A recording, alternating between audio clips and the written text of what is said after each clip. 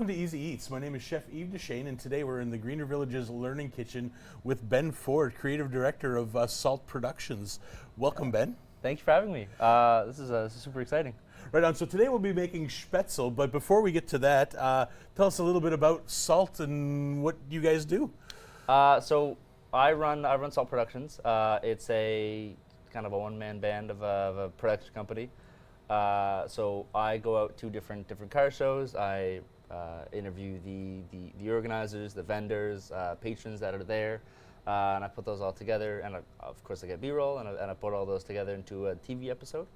And so right now the first season is in post-production, but hopefully soon it'll be airing. And then I also do mini documentaries on car people in the Atlantic provinces. And then I also do photography as well. You're focusing more on the automotive side, aren't you? Yeah, there's kind of three categories that I fit into with automotive stuff.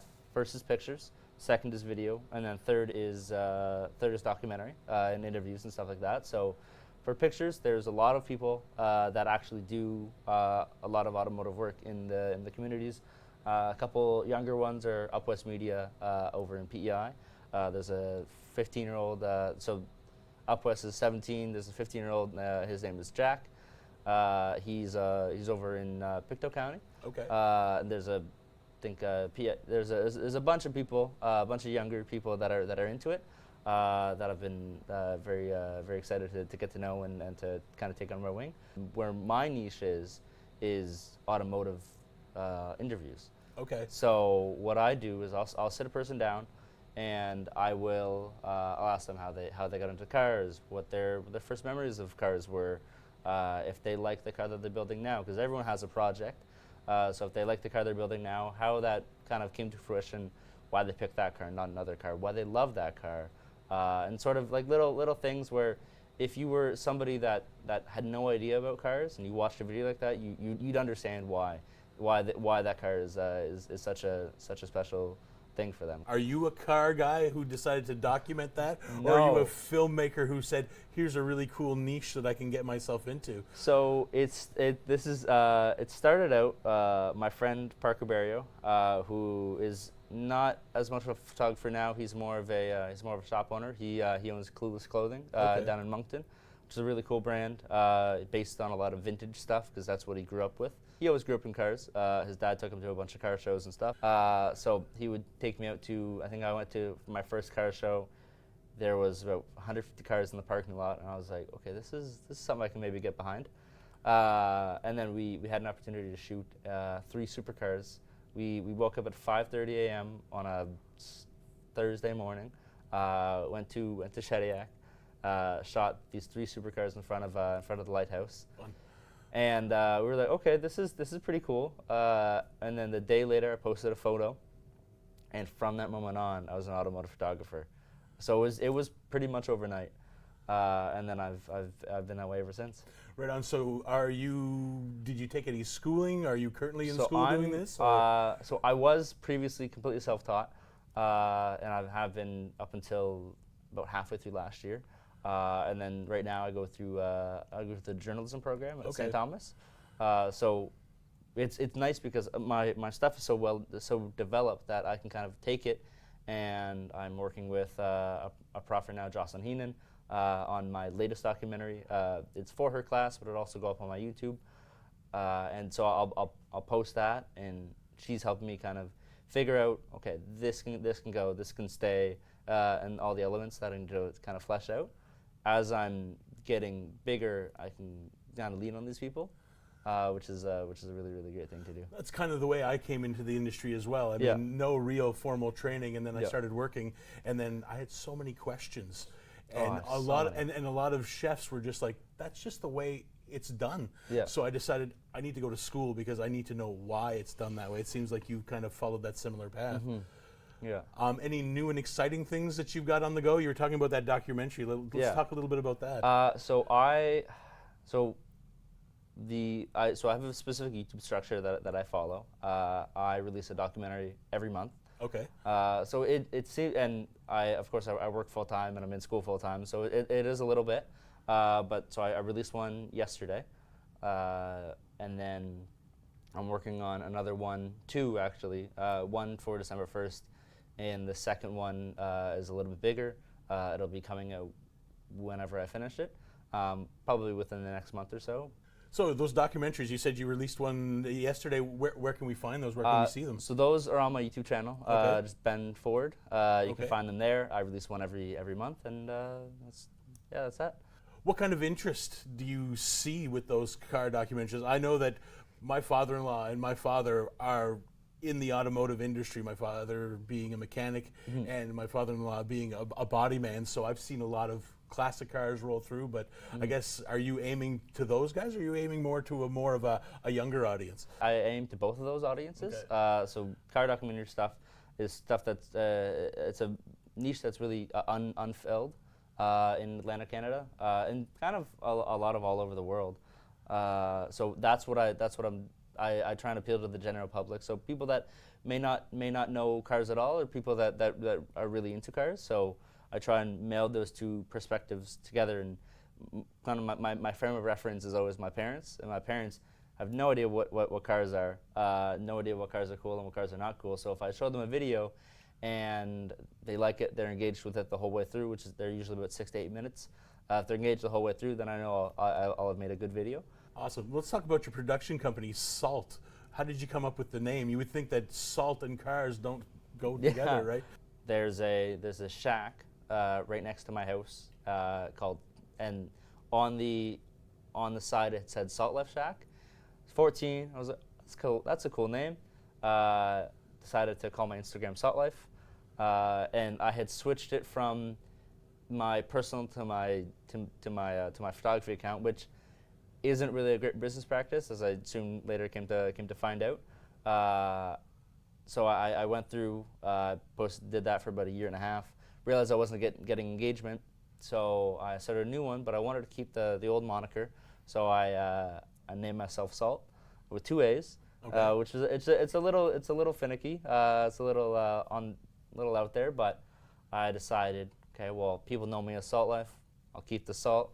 And now I'll be walking through the street and people recognize me as Salt, which is quite cool. What other things does, I guess, Salt Productions do? So I started out vlogging. Okay. I vlogged for about 3 years. So that's kind of how I got into video. But then this year I was able to meet a fellow content creator. His name is Ryan Keeping. He's an ultramarathon runner. He's based out of Halifax. Okay. And that was kind of the first, my first foray into something other than car videos. Decided, okay, well this guy's got an interesting story. My brother's a runner. Figured I'd interview him, even just to hear what he's all about. That video goes live in January, I believe, and then I also have a video that has already been released with a Halifax punk band, All Honesty. That kind of started my music pathway, and now I work with Run the River. So Ben, we've been talking about cars, so when we come back from break, we'll be making a little bit of a German Spätzle here down at the Greener Villages Learning Kitchen.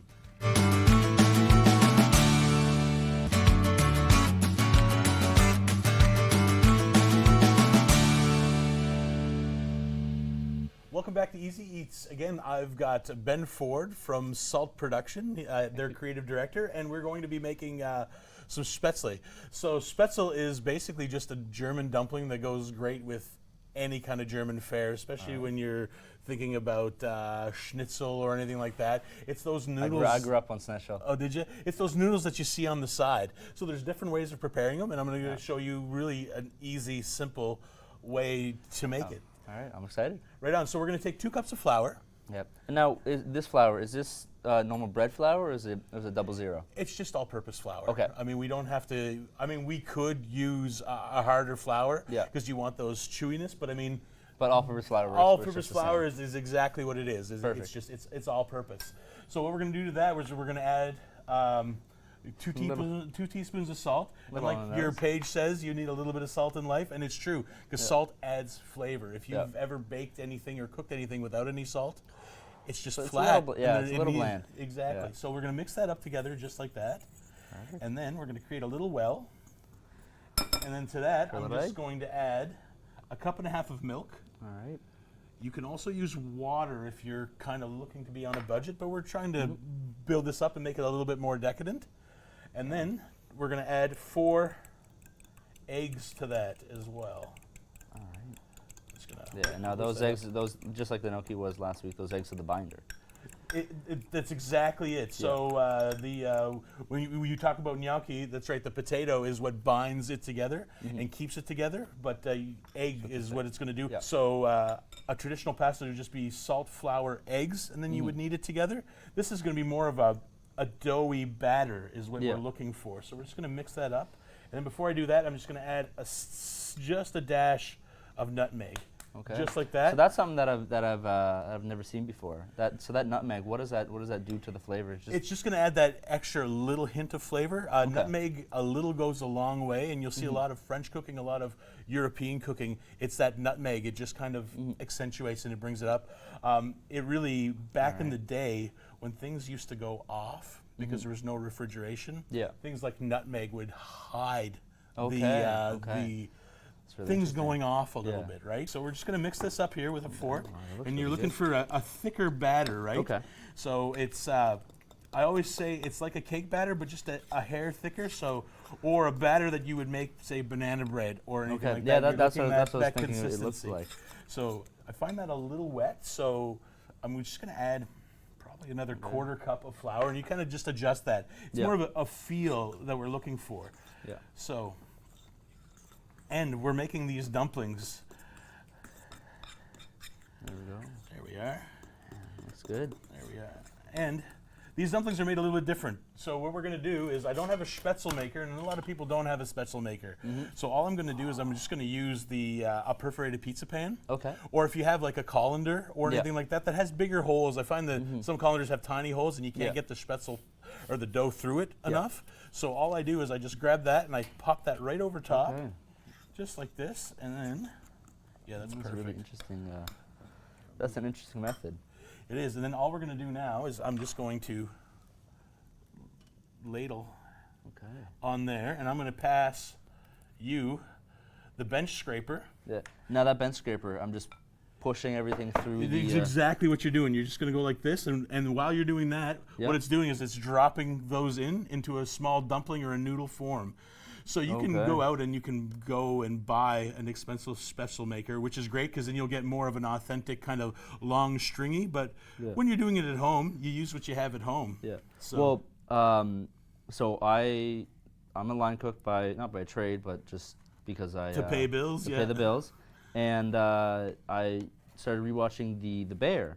Okay. And it's a TV show on FX. Now it's on Disney Plus. And one of the things that I saw there was it's a piece of paper that covers a pot as kind of a faux lid, and you just make it from like a regular A4 piece of paper. You're talking about parchment paper, and and there's a lot of, again, in French cuisine and things like that, you want the simmer not to disturb what's being cooked, and you want to trap that in there. So it becomes a lid, but the lid basically just touches the top, so then there's no steam, so the steam stays trapped in it just like that. But with this Spätzle, all we're going to do is we're going to boil it just like this, like you have it. If you want to pass me the spider here, we just let this cook for about 45 seconds to a minute and a half, and then once it's cooked, you let it kind of pop up to. That is really neat. And then all you have are these tiny little dumplings right like this. So what we're going to do now is we're going to let those simmer like this. I'll turn the heat off, and we'll let the excess cook, and I'll move these off to the side. And then I'm just going to grab this frying pan, and then we are going to make a really simple sauce with it. So all I'm going to do is I'm going to grab some butter, right like this, and we're just going to toss that into the pan. A lot of butter, probably about a stick of butter. Okay. And then we're just going to let that kind of saute down just like this. I love butter. So do I. And then once it's melted, all we're going to do is we're just going to add our Spätzle to it just like that. Okay. And then we're just going to fry it. Some people like it fried crispy. Okay. I like mine just coated. Okay. And then it's served just like that. But Spätzle can be served with a cheese sauce. You can, any way you think of it. My favorite way to do it is I fry a little bit of sauerkraut with it. And then I put a little bit of bacon in it. Now you're speaking my language. Yeah, and then I fry it crispy. Oh wow! So I grew up in Moncton, and Okay.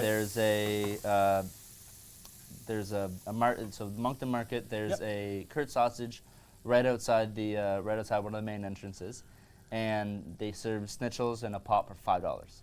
Well, the same Kurtz is down at the Boyce as well. Yeah. So So it is the same Kurtz. So I actually know the owner of it, Brian Sauter. Okay, yeah. And it's funny because we had gone to high school together, but I had been eating Kurtz from the time I was like 9. Yeah. Like I love schnitzel. I love sauerkraut. And this is the perfect pairing. Instead Yeah. of putting it on the bun, you put it on the side with some schnitzel. So we've got Yeah. our butter here. We've browned it a little bit, and by browning it, you're bringing out the nutty flavor of the butter. Yeah. So you don't want to bring it. So to add that nutmeg. And then exactly, just like this. And then all we're going to do is we're going to add a little bit to the pan, just like this. And I'm just going to. Yeah. There we go. There you go. That famous chef flip. You know what? I've practiced this flip. One of my chefs, when I first started, he sent me home with a frying pan and a bag of corks. Bag of corks. A bag of corks, and he said if you can put the corks in the pan and then just sit around and flip like this while you're watching TV. Oh man! So I used to sit after work and watch movies and flip corks in a frying pan until I could do it with my eyes closed, and corks weren't. When I first started, corks were flying all over my lips. So you'll notice that if you add a little bit of the water from the spätzle into like any kind of pasta, like a cacio di pepe or anything like that, the poaching water, the boiling water, adds a lot of luxury. It makes the sauce nice and thick. And now, is that because there still is some starch in that water? Exactly, and then when it mixes with the butter, it just creates kind of a creamy sauce texture to it. And there we go. So we've got that right like this, really and then good. we're going to give this a little bit of color, but not much. Yeah. And then once we're done, if you want to pass that over to me right here, there we go. we're just going to grab this, and then we're just going to toss it right into our bowl, just like that. That's how it's done. That's how it's, and it's simple as that. And then the garnish, it's really simple. You just grab a little bit of parsley, Do a rock chop and then. a rough chop, and then there you go. Wow. And then there Look we at have it. that. There you get your perfect side dish for your schnitzel, for any kind of sausage, or just on its own. So you can fry that up, and it keeps really, really well too, Ben. So you can make this ahead of time. Yeah. Put it on a baking tray and let it cool off completely, and then you can take it, put it in a bag, toss it in the freezer. You're having schnitzel or anything, you just take it out of the freezer, thaw it up, put it in the frying pan, toss it up, and there you go. You've got spätzle. That's fantastic. We'll be back after a few messages.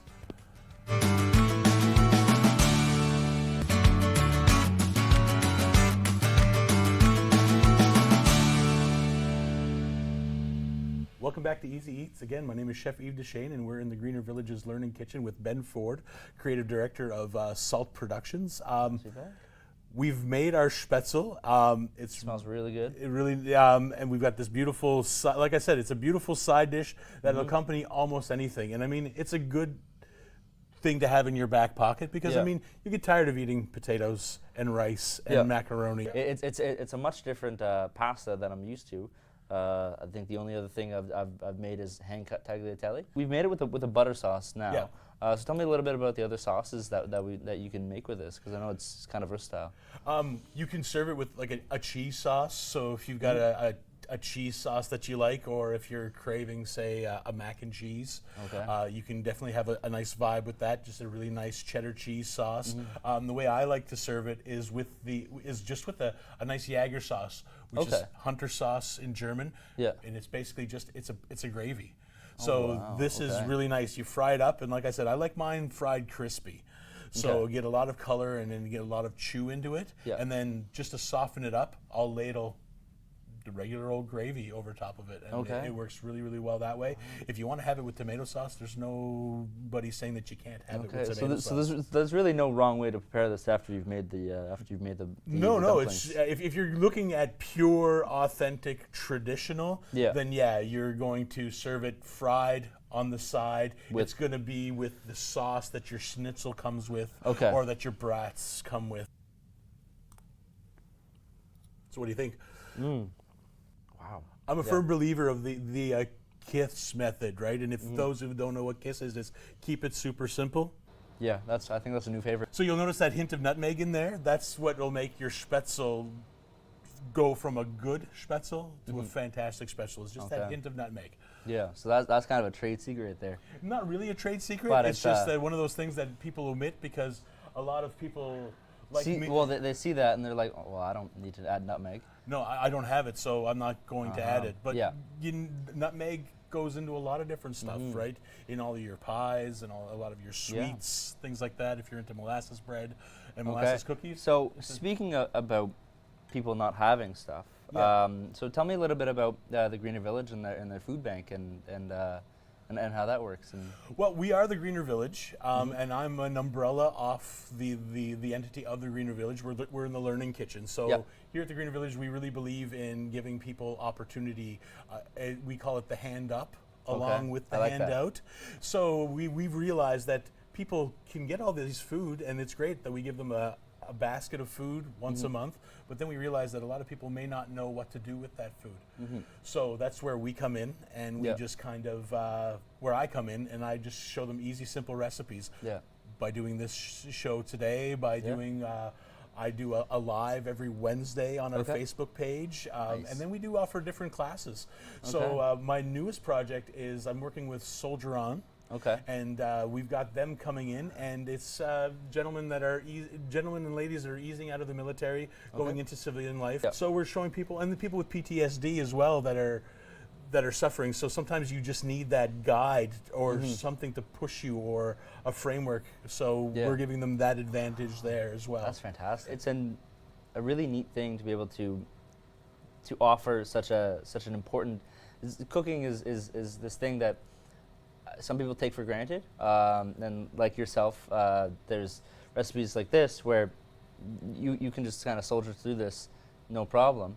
But someone else would come in and be super confused by a lot of the processes, and for you to be able to come in and walk them through and make them understand how stuff works and. Well, it's demystifying. Exactly. What's really, really simple, because a lot of people hit that roadblock and they go, well, it's cooking, and that's hard. It's easier to just pick up the phone and order a pizza or you can order your Spätzle now with DoorDash and all that. But then you realize that a lot of people, it's not budget friendly. You can do this every once in a while, but in today's climate, you really can't. You really have to tighten those purse strings. So learning simple, easy recipes like this, then they're just as delicious, if not more delicious, than going out to a restaurant and eating. And I mean, it's the pride of you making it yourself, right? Absolutely. So say that you're making this for your family, you're making it for your significant other. There's nothing more. Well, nothing that says I love you more than making a meal for your family. It shows that you're thinking of them, you want to take care of them. And us here at the Greener Village is. I love the city of Fredericton, and I want everyone to have that fighting chance. Cooking is really it is really a love language. It is, and it's cathartic, and you can lose yourself. And again, when we're going to Soldiers On, it'll give people a place of respite, so you can forget about what's going on in the world. You're just worrying about the dish that's in front of you. It's really unique. I like that a lot. Thank you so much, Ben, for coming on today and talking about salt and all your cool car videos and things like that. I wish you the greatest success, and I hopefully that you'll keep this in your back pocket when you on your travels. So my dad is an avid cook, and I might go back home to Moncton next week and surprise him with this. Lovely, awesome. Thanks again, Ben. No problem.